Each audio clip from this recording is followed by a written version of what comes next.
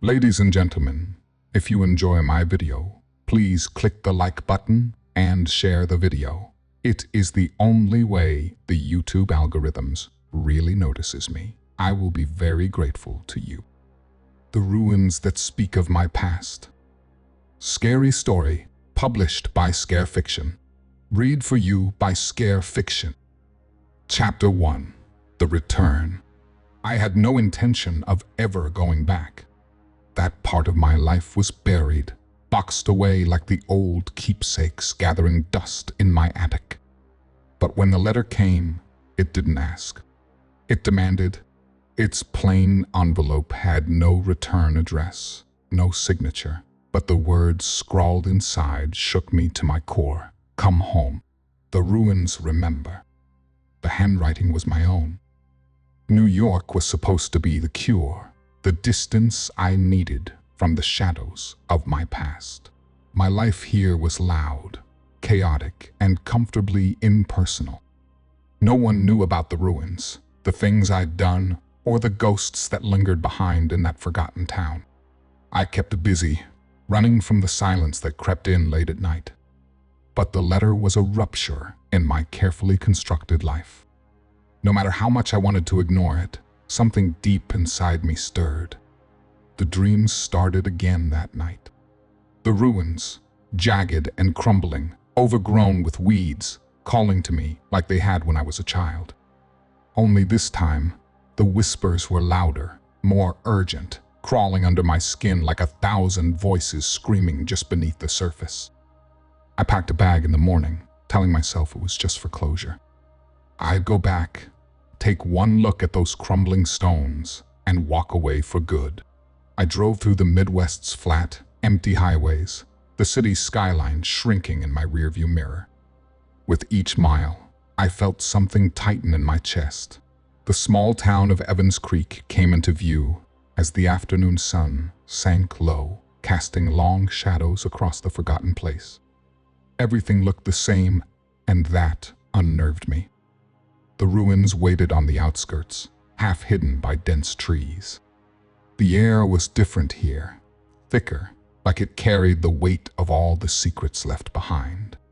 I stepped out of the car, and the sound of gravel crunching underfoot felt louder than it should have been. As I stood on the edge of the ruins, the memories I thought I had buried started to crawl back. The wind picked up, rustling through the vines, and I swore I heard something faint but unmistakable. A voice, low and familiar, whispering my name. Come closer. Chapter 2. The Ruins. The whispering voice had lingered in my mind all night, unsettling my sleep with half-remembered dreams of the past. By morning, the fog in my head was thick enough to choke on, but the ruins wouldn't let me rest. They called to me. With a heavy heart, I made my way back. The path leading to the ruins was overgrown, barely recognizable from the one I'd once walked as a child. Towering trees arched overhead, casting long shadows that seemed to bend and move in unnatural ways. My feet sank into the soft earth as I stepped into the clearing, and the sight of the ruins hit me like a punch to the gut. They hadn't changed. Not really still jagged stones covered in moss and ivy, still crumbling under the weight of forgotten time. Yet, they felt alive, as if the ground pulsed with some hidden energy just beneath the surface. I moved closer, running my fingers along the cold stone, tracing ancient carvings that seemed familiar, but just out of reach, like a word on the tip of my tongue. The wind stirred, carrying with it faint whispers that danced between the ruins, making the hairs on the back of my neck stand up. Shadows flickered at the corners of my vision fast, too fast to catch, but they were there. Watching, waiting. As I wandered deeper, flashes of the past hit me in jagged pieces. I remembered being here, a child, running through these same ruins with my brother. We had laughed then, but there had always been something dark at the edges of our games. The memory twisted, distorting, and in the distance, I heard the sound of a child's laugh, a sound that should have been comforting but wasn't. It sent a chill down my spine. should have stayed away." The voice startled me, and I turned sharply to see an old man standing just beyond the tree line. His face was weathered, his eyes hollow. I recognized him, Mr. Harper, the town's former groundskeeper, now little more than a ghost himself. "Whatever you're looking for in those ruins, you won't find it. Only bad things ever came from this place." His voice was thick with warning, but before I could ask him more, he turned and disappeared into the trees. I stood there, unsettled, but something inside me pushed on. As I rounded the next corner, my foot caught on something buried beneath the dirt. I knelt down, brushing away the earth, to reveal a small, rusted object, a pendant. One I hadn't seen since the day my brother disappeared. The ground beneath me seemed to shift, and the air grew impossibly still. Chapter 3: Descent in Darkness. The pendant in my hand felt cold, like it had been buried far longer than I had been alive. My breath hitched as memories surged forward of my brother laughing, running ahead into the ruins, and me, always too far behind. I hadn't seen this pendant since the day he vanished. But before I could dwell on it, the wind picked up, rustling through the trees with an eerie howl. A deep, unsettling quiet followed, sinking into the pit of my stomach. The air grew thicker, suffocating almost, and the sky overhead darkened as though the sun had decided it wasn't welcome here. I needed to leave. Every instinct screamed at me to turn around, but something deeper, something I couldn't name, kept me rooted to the spot. I stuffed the pendant into my pocket and pushed forward, the ruins towering behind me as I entered the edge of the forest known as the Howling Woods. Locals used to warn us kids to stay away, claiming the woods were cursed, that no one who ventured too far ever came back the same. I had never believed them. Not until now. The ground beneath me was damp, sinking with each step. The canopy above hung low, its gnarled branches intertwining to block out the last of the daylight. It felt claustrophobic, like the forest itself was closing in on me. I could hear my own heartbeat, a frantic drum in my ears, drowned only by the occasional snap of a branch or rustle of leaves from some unseen watcher. With every step, the path twisted and turned, as if it was leading me somewhere I wasn't supposed to go. The air was cold now, sharp, and the trees seemed to shift just out of my line of sight. I could feel eyes on me, hidden in the shadows, watching from every angle. Suddenly, the forest opened up to reveal something even more unnerving: a clearing, with the faint outline of what looked like an abandoned structure in the distance. I stepped closer, the shape becoming clearer, a long-forgotten mining complex, rusted and decaying. It didn't belong here, yet there it stood, a monument to something old and forgotten, half hidden by the overgrowth. I approached, the silence now deafening. The entrance to the mine loomed ahead, a gaping mouth swallowing all light. For a moment, I hesitated, but the pendant burned hot in my pocket, urging me forward. The darkness inside beckoned, and I stepped in. Chapter 4: Whispers of the Past. The darkness swallowed me whole. Inside the abandoned mine, the air was thick, damp, and suffocating, filled with the scent of rust and decay. The walls seemed to close in, narrowing with every step. My flashlight flickered, casting shadows that danced along the jagged rock. I pressed deeper, my heart pounding in my chest, each beat an echo in the oppressive silence. I should have turned back.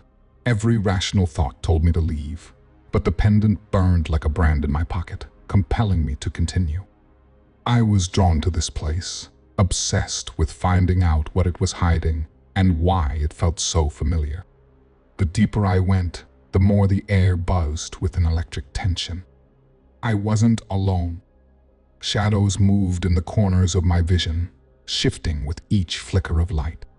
Faces distorted and fleeting flashed in the periphery. I shook my head, squeezing my eyes shut, trying to ground myself. But the faces returned, each more vivid than the last. One of them, impossibly, was my brother's. This isn't real, I told myself, but the cold sweat running down my spine said otherwise. When I stumbled upon a small alcove, it felt as if the walls themselves guided me there. The space was cluttered with debris, old tools scattered about, but something else caught my eye, a wooden box, half buried beneath the dirt. I crouched, hands shaking as I pulled it free. The box was old, rotting at the edges, but the intricate carvings on the lid made my stomach drop. Symbols I couldn't fully understand, but had seen before etched into the walls of the ruins. This wasn't just a mining complex. It was something much older, much darker. I pried the box open, and inside was a worn leather journal. My fingers trembled as I flipped through the brittle pages, the writing almost illegible with age. But certain words stood out, sharp and horrifying: sacrifice, ritual, binding. Suddenly, a cold gust of wind rushed through the mine, blowing out my flashlight. I froze. In the pitch black, the whispers began faint at first, then growing louder. Familiar voices from my past, from my childhood, mixing with the cold, mocking laughter of something far more sinister. The walls seemed to pulse, alive with movement, and I backed away, stumbling toward the exit. But something stopped me. A figure, standing just ahead, its shape impossible to mistake. It was my brother, but it couldn't be. He'd been dead for years. Chapter 5: The Darkness Within. I bolted out of the mine, gasping for air, as if I had been drowning. The weight of the journal pressed heavy in my hands, its brittle pages still echoing with the dark words etched across them. But what haunted me more than anything else was the unmistakable figure of my brother. He had stood there, watching me with hollow eyes. He couldn't have been real. He was dead. But then, why did it feel so real? Why did the cold burn of his presence still linger in my bones? I tried to shake it off, telling myself it was just the ruins playing tricks on my mind. But the unease followed me everywhere. Back at the dingy motel room where I was staying, shadows flickered in the corners, shifting unnaturally as I tried to sleep. The whispering voices returned, louder now, more insistent. I woke in a sweat every night, my heart racing, my mind replaying images of the mine, the ruins, and my brother. I hadn't told anyone who would believe me, and yet the terror felt all too real. Even in the daylight, it clung to me like a second skin.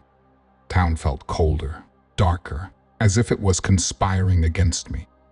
Every glance from a passerby seemed full of accusation. Every whisper in the wind felt like a judgment. I hadn't returned to the ruins, but they had followed me. Sleep became impossible. I started seeing things, shadows, that moved when no one was there. Faces staring at me from the mirror, voices calling my name in the dead of night. I wasn't safe, not even in my dreams. Flashbacks hit me harder, deeper, showing me the one thing I didn't want to see: the truth. I had been there when my brother disappeared. I had led him to the ruins that day. I couldn't escape the growing weight of guilt. And the more I remembered, the more I began to fear what I had unleashed. I pushed away anyone who tried to get close. Even Mr. Harper, who warned me to stay away, began to seem like a threat. I was unraveling, and I knew it. But I couldn't stop it. One night, I woke, drenched in sweat, my pulse racing. The room felt wrong, colder than usual. I fumbled for the light switch, but when the lamp flickered on, I wasn't in the motel room. I was back at the ruins.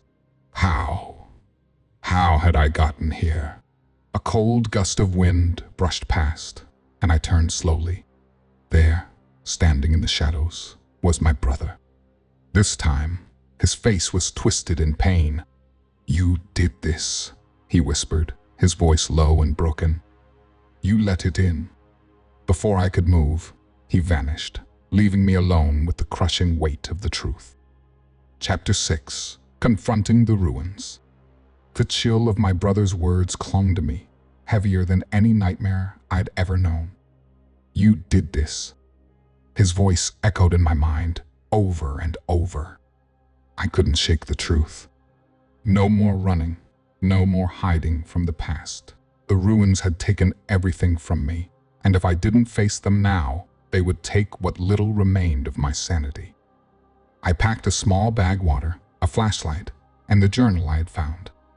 This time, it wasn't curiosity pulling me back. It was survival.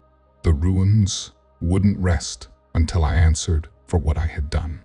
And I needed to know the truth, even if it destroyed me. The forest felt different as I entered the howling woods again. It was as if the trees knew I was coming back. The wind howled through the branches, an ominous welcome. Each step felt heavier than the last, the weight of the past dragging me down. I could hear whispers swirling around me, indistinct and growing louder with every step closer to the ruins. As I reached the clearing, the ruins loomed ahead, more menacing than ever before. Their jagged walls seemed to move in the dark, shifting as though alive. Shadows slithered across the ground, darting between the stones. The air was thick, oppressive, filled with the stench of decay and something far worse, fear. I hesitated, the pendant burning hot against my chest. Every instinct screamed for me to turn back, but I couldn't. Not this time. Suddenly, I wasn't alone. A figure emerged from the shadows, Mr. Harper. His face was ashen, eyes wide with fear. You can't do this, he said, his voice shaking. It's too late to stop it.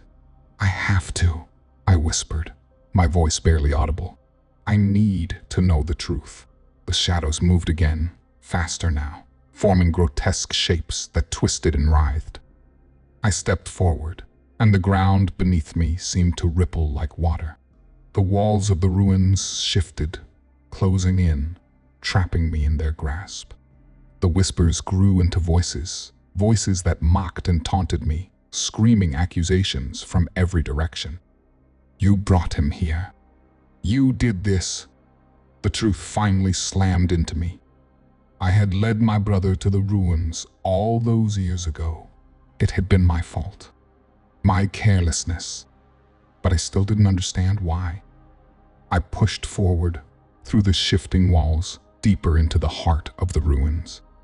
The shadows lashed out, clawing at my skin, but I kept moving. When I finally reached the center, I froze. Before me stood a figure. Not a shadow, not a ghost, but me. Only this version was twisted, distorted. Its eyes gleamed with malice. A cruel smile spread across its lips. You came back, it said, its voice a perfect mimic of my own. But you're too late. And I knew, deep down, that the reckoning had just begun. Chapter 7. The Final Revelation. I stood frozen before the twisted reflection of myself, my breath caught in my throat. The doppelganger grinned with an unsettling familiarity, eyes glinting with dark knowledge. The truth hung between us like a fog, dense and suffocating. You don't remember, do you? It sneered. You think you're here to find the truth, but you've always known. You just didn't want to admit it. Memories surged within me, fragmented and jagged, each one cutting deeper than the last. That day, long ago, the laughter of children filling the air, my brother running ahead into the ruins, the ritual we unknowingly triggered, the binding of our fates to this accursed place. I had been reckless, and in my carelessness, I had sacrificed him. No, I gasped, shaking my head as the weight of my guilt pressed down harder. I didn't mean for any of this to happen. I didn't know. The reflection's smile widened, taunting me. That's the beauty of it. You didn't have to know. Your fear, your guilt, your selfishness, those are the true catalysts. And now you're tied to this place forever. Around me, the ruins pulsed with dark energy. Shadows writhed and lashed out, echoes of my past spiraling into a storm of chaos. The walls closed in, threatening to crush me beneath their weight. But in that moment, I understood the ruins were not just a physical place. They were a manifestation of my inner demons, a prison built from my fear and regret. I stepped closer to the reflection, defiance igniting within me. I won't let you control me. I refuse to be a prisoner of my past. With a sudden surge of determination, I lunged at the twisted version of myself. But instead of a physical confrontation, it felt like I was diving into my own psyche. The darkness wrapped around me, pulling me into a whirlwind of memories, the laughter, the pain, the guilt. I stood at a crossroads, facing the choice laid bare before me, to embrace the darkness and become what I feared, or to confront it, to seek redemption. I could feel the energy of the ruins surging, pressing against me, urging me to succumb. But I pushed back, envisioning my brother's face, the love we once shared, the joy of our childhood before it had all shattered. I choose to break free, I declared, my voice cutting through the shadows. In that instant, the ruins quaked, the walls shaking violently. The shadows screeched, and light flooded the darkness. But the consequences of my choice were immediate and dire. The ground beneath me cracked open, pulling me toward an abyss. As I teetered on the edge, I caught a glimpse of something my brother, reaching out, a mixture of love and sorrow in his eyes. "Let go," he whispered, and with that, I understood the finality of my choice. Chapter 8: The Rune's Legacy. I plunged into the abyss, darkness swallowing me whole. For a moment, time ceased to exist. The world faded into a black void, a cacophony of whispers swirling around me, taunts, pleas, accusations. Then, with a sudden jolt, I found myself sprawled on the cold, damp earth just outside the ruins. I gasped, struggling to breathe as if I had resurfaced from drowning. The night air was thick with silence, but it felt different now. The oppressive weight was gone, replaced by a haunting stillness that wrapped around me like a shroud. But as I stood, trembling, I realized the escape had come at a price. The ruins loomed behind me, their jagged silhouette barely illuminated by the moonlight. I had broken free, or so I thought. I stumbled away, feet dragging along the familiar path, but the forest felt alive, a sentient being watching my every move. Back in town, the shadows seemed deeper, the nights longer. I tried to return to my old life, but nothing felt the same. Friends called, concerned, but I pushed them away, not wanting to drag them into the darkness that clung to me. My heart raced whenever I glanced into mirrors, half expecting to see the twisted reflection staring back, mocking my attempts at normalcy. Weeks passed, yet I could still hear the whispers, faint but persistent. They called to me in my sleep, curling into my dreams like tendrils of smoke, reminding me of what I had faced. And the symbols from the ruins, they began appearing everywhere, etched into the pavement, scribbled in the margins of books, and even in the patterns of the clouds.